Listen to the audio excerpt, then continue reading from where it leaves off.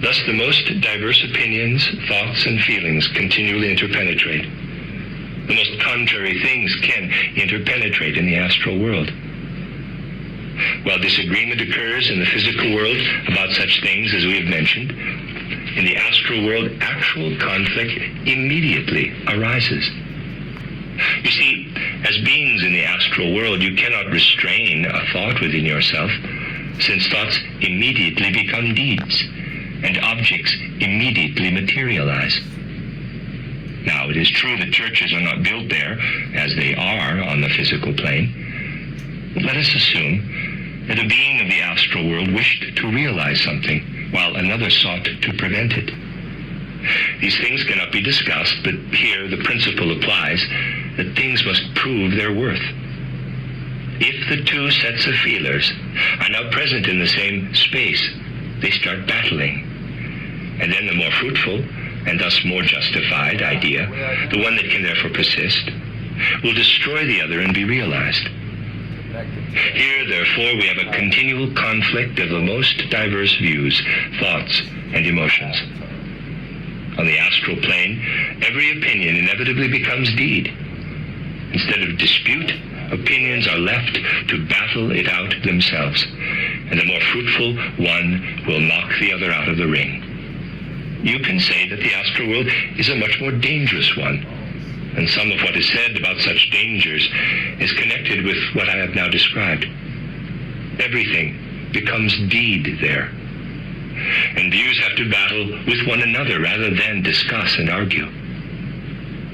I will now touch on something that is shocking to hear in our materialistic age, but is nevertheless true. We have often stressed that in our era, people are increasingly immersing themselves in consciousness of a world that is merely physical, thus also in characteristically physical qualities, distinctive characteristics of the physical world. For instance, a world where, in discussion and dispute, each person feels like murdering another who does not share his view or regards him as an idiot. Things are not like that in the astral world. There a being will say, quote, "Other opinions do not bother me," close quote. The greatest tolerance exists there. If one view proves more fruitful, it will knock the others out of the ring.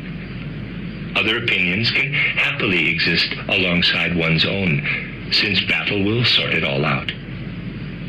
If you gradually come to be at home in the world of spirit, you have to learn to judge things according to what is customary there. The first domain of the spiritual world is the astral, where what I have described is customary. Someone who comes to be at home in the spiritual world must, in a sense, make space in himself for the customs of the beings who live there. And this is the right thing to do. Our physical world should increasingly become a reflection of the spiritual world, and we will introduce ever more harmony into our world through accomplishing the following. Life in the physical world ought to unfold as it does in the astral world. Although we cannot build two churches in one spot, where views differ, we can allow their fruitfulness to interpenetrate in the world.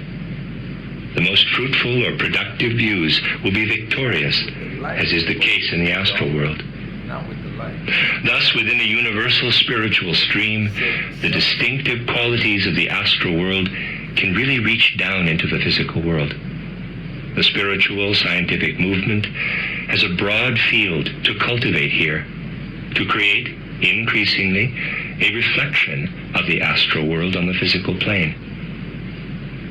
However shocking it may sound to people today who only acknowledge the physical plane and can therefore only conceive of propounding one opinion and seeing anyone who has a different view as a fool, adherents of a spiritual worldview will find it increasingly self-evident for absolute inner tolerance of different views to prevail. This is not the sort of tolerance that arises in us like heeding a sermon, but something instead that will take up its natural place in our soul as we increasingly acquire the customs of the higher worlds. You women are so beautiful.